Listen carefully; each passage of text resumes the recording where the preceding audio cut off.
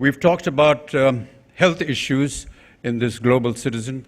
The Honorable Chief Minister and I have been working towards the eradication of tuberculosis. I personally worked for the polio campaign for 8 years as United Nations ambassador. And after 8 years of very strong struggle, we were able to make India polio-free. We will continue.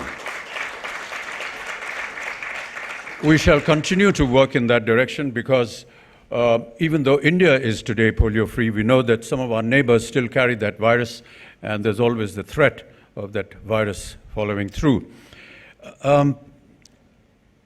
There's a lot of emphasis on wanting personal involvement in all these campaigns. It's all very well for all of us to come and speak wonderful words and say a lot of nice things, but how are we going to actually execute this? And I think that when we come to execution, each one of us, each member, each individual has to individually take part and become an example for the rest of the community.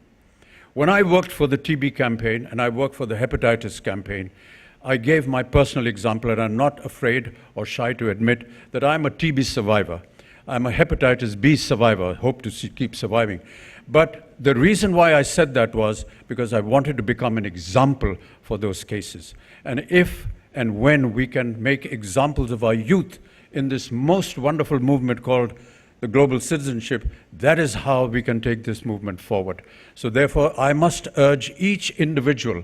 We've talked a lot with the Chief Minister on Swachh Bharat, and what I told him and some of the many people that we recently went to, that if each one of us individually can keep, say, 10 yards of the circumference of where we live clean and neat, the entire city would be clean.